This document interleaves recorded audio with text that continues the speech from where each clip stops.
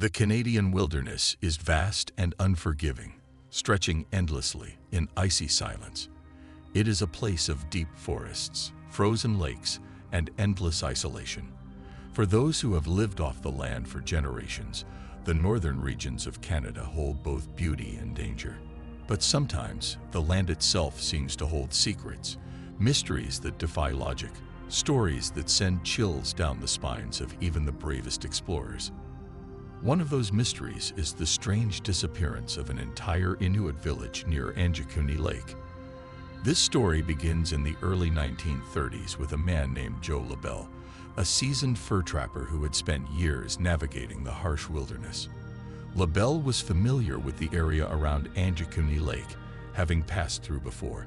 He knew there was a small Inuit settlement along the lake's edge, where families lived in traditional huts, surviving on hunting and fishing. The people that were tough, accustomed to the brutal winters. LaBelle had spoken with them before, even shared meals with them. But this time, as he approached the village, he sensed that something was wrong. There was no movement, no smoke rising from chimneys, no sound of dogs barking. The village was eerily silent. At first, LaBelle thought perhaps the villagers were asleep or away on a hunting trip. But as he stepped closer, the unnatural stillness of the place sent a chill through him. He called out, but there was no answer. Nervously, he approached the first dwelling, a small hut made of stone and earth. The door was slightly open, swaying in the cold wind. Inside, what he saw made his breath catch in his throat. A meal was laid out on the table, half-eaten, as if someone had left in the middle of dinner. Fur-lined coats hung on the walls, untouched. There were no signs of a struggle, no overturned furniture, no blood. It was as if the people had simply walked away. As LaBelle moved from hut to hut, he found the same chilling sight repeated over and over. Every home was abandoned, meals left unfinished, supplies untouched. It was as if the entire village had vanished in an instant. But then he made an even more horrifying discovery. Just outside the village, he found a group of sled dogs, all of them dead, still tied to their posts. They had starved to death, their bodies frozen stiff. This was completely unnatural. Inuit hunters relied on their dogs for survival. They would never abandon them like this. And then, at the edge of the village, LaBelle found something that made his blood run cold. The village graveyard had been disturbed. The graves had been dug up. The bodies were missing. A wave of nausea rolled over him. Something terrible had happened here. But what? LaBelle knew he needed to get out. He rushed back to his sled and rode as fast as he could to the nearest telegraph office, where he contacted the Royal Canadian Mounted Police. The RCMP responded quickly, sending a team of investigators to the remote village. What they found only deepened the mystery. Everything LaBelle described was true. The abandoned homes, the untouched food, the dead sled dogs, and the missing bodies from the graves. The police scoured the village for clues, but found no signs of violence, no footprints leading away, nothing to indicate what had happened. But then, just beyond the village, they found something else. Strange tracks in the snow. They were large, too large to be human. The stride was long, almost unnatural. The prints led away from the village, and then disappeared. The RCMP documented everything, but they could offer no clear explanation. As news of the bizarre disappearance spread, theories began to emerge. Some believed that the villagers had fled in fear, but of what? There were no signs of an attack. No bodies, no blood. It was as if they had simply ceased to exist. Others suggested something far more chilling: alien abduction. Theories of strange lights in the sky, mysterious disappearances, and beings beyond human comprehension began circulating. Some locals spoke of spirits that moved between worlds, of creatures that walked in the shadows, waiting for the right moment to take their victims. One of the most disturbing theories was that something had lured the villagers away, something unseen, something that whispered in the wind, calling them into the darkness.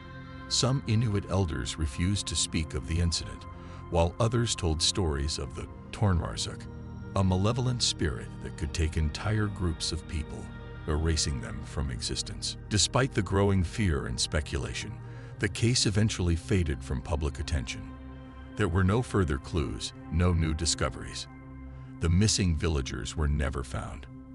The bodies from the graves remained missing. The sled dogs remained frozen in the snow, silent witnesses to something beyond human understanding. To this day, the disappearance of the Anjakuni villagers remains one of Canada's most chilling unsolved mysteries. No evidence of where they went, no answers to what happened. Just an empty village, abandoned in the cold, forever waiting for its people to return.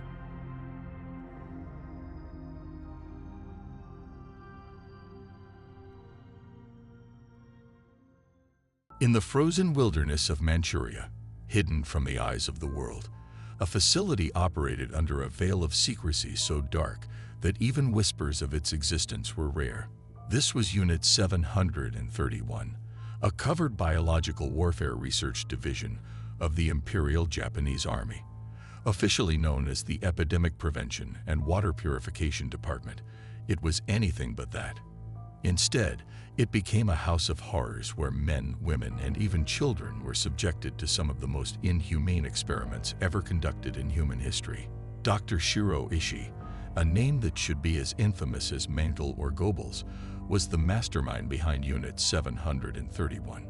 A microbiologist and lieutenant general in the Imperial Japanese Army, Ishii had an insatiable curiosity about biological warfare. He convinced Japan's high command that developing biological weapons could give them an advantage in their imperial conquest. Thus, in 1936, the facility was built in Pingfang, near Harbin, China. What happened within its walls would be buried under decades of secrecy, but the horrifying truth would eventually surface. Unit 731's victims were mostly Chinese prisoners of war, but Russian soldiers, Mongolians, and even some unlucky Japanese citizens found themselves trapped within its cold, sterile walls. The captives were referred to as Maruda, which means logs in Japanese, a chilling dehumanization that made it easier for the scientists to commit their atrocities. One of the most infamous experiments was the frostbite tests. Prisoners were taken outside in the dead of winter, their limbs exposed to the freezing temperatures. Guards would then pour water over their hands or feet until the flesh became rock solid. The scientists would then test ways to treat the frostbite, often by dunking the frozen limbs into boiling water, watching as the skin blackened and peeled away. Some victims would have their frozen fingers broken off, one by one, like brittle twigs. Others had their frostbitten limbs cut open to observe the progression of tissue death. Another horrific experiment involved vivisection, live dissections conducted without anesthesia. The prisoners, often infected with diseases such as the bubonic plague, syphilis, or cholera, were cut open so the scientists could observe the effects of these diseases in real time. The victims screamed in agony, their bodies pinned down as their organs were removed one by one. Some had their stomachs cut open, and their intestines rerouted as part of grotesque surgical experiments.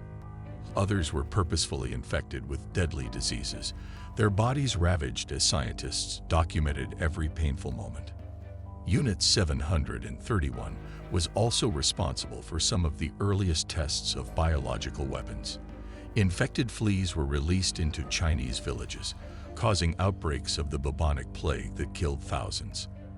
In other experiments, prisoners were tied to stakes in open fields while Japanese planes dropped anthrax bombs, mustard gas, and plague-infected rats onto them.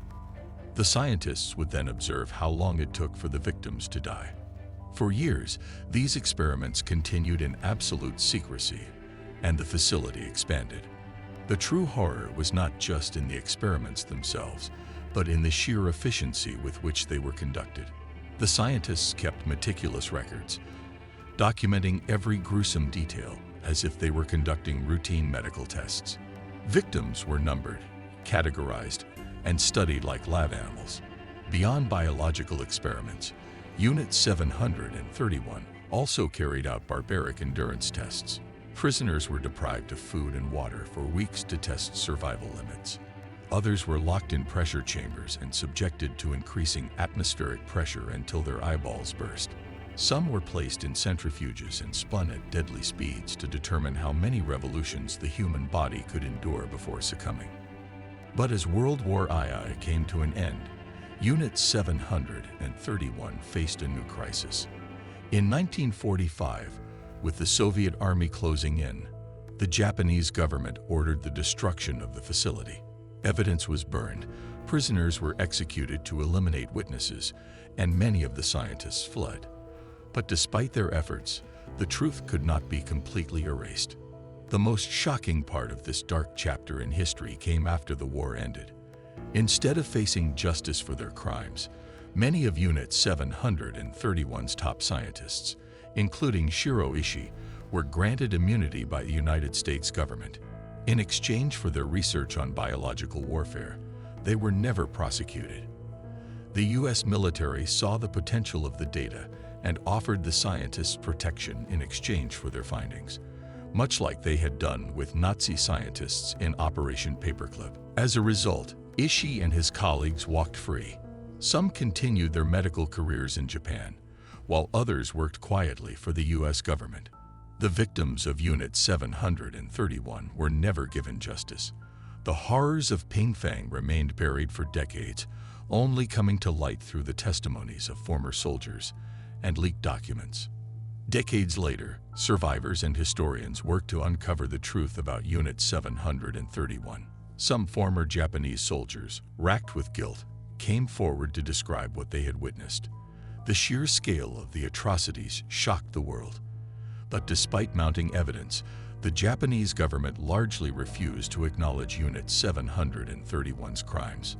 Unlike Nazi war criminals who were tried at Nuremberg, most of Unit 731's perpetrators were never held accountable. The secrecy surrounding Unit 731 was no accident. The knowledge gained from the brutal experiments was too valuable. Governments that once condemned Japan's war crimes now found themselves quietly benefiting from the data. It was a dark and uncomfortable truth. The suffering of thousands had been exploited for scientific advancement. To this day, the full extent of Unit 731's atrocities is still debated. The Japanese government has never officially acknowledged the scale of the crimes, and many records remain classified. But for those who suffered at the hands of these so-called scientists, the nightmare never ended. The ghosts of Unit 731 still haunt the pages of history, a chilling reminder of what happens when science is used not to heal, but to destroy. The legacy of Unit 731 is not just one of horror. It is a cautionary tale. It is a reminder that the pursuit of knowledge, when unchecked by morality, can lead to unimaginable darkness. And perhaps most disturbingly, it is a story of justice denied. While many of the world's worst war criminals were sentenced to death, the masterminds of Unit 731 lived long, quiet lives, their crimes erased not by time, but by political convenience. For the victims, there was no closure. For history, there is no forgetting.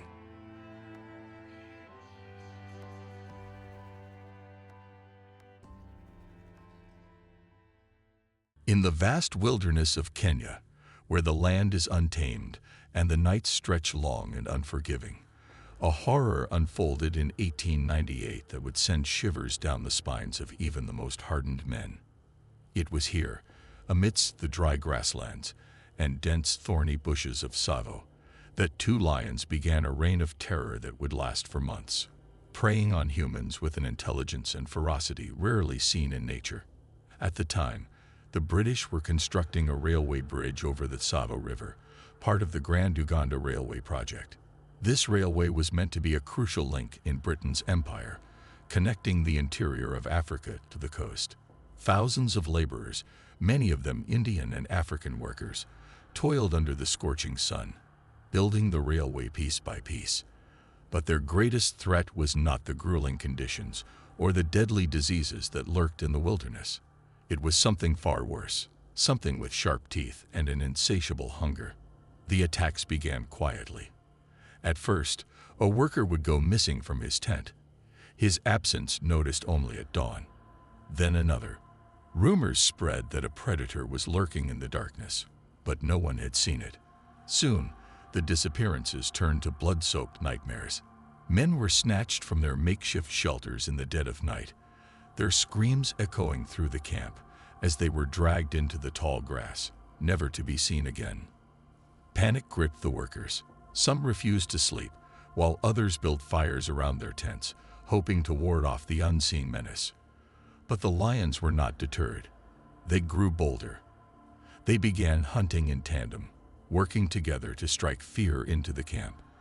They didn't just kill out of hunger, they seemed to enjoy the hunt, to relish in the terror they created. The man overseeing the construction, Colonel John Henry Patterson, at first believed the attacks were exaggerated. He was a seasoned engineer and hunter, not one to be easily rattled by wild animals. But when he saw the aftermath of an attack firsthand, the shredded remains of a worker, his body dragged across the dirt with deep claw marks carved into the ground, he knew this was no ordinary threat. Patterson ordered the construction of barricades made of thorny branches, hoping to keep the lions at bay. He reinforced the workers' tents with thick wooden walls. The men even built elevated platforms to sleep on, hoping the lions wouldn't be able to reach them. But none of it worked.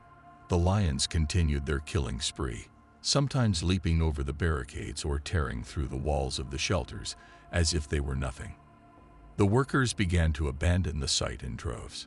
They refused to continue working, convinced that supernatural forces were at play. The locals believed the lions were not ordinary animals but spirits, cursed creatures sent to punish the railway builders for disturbing the land.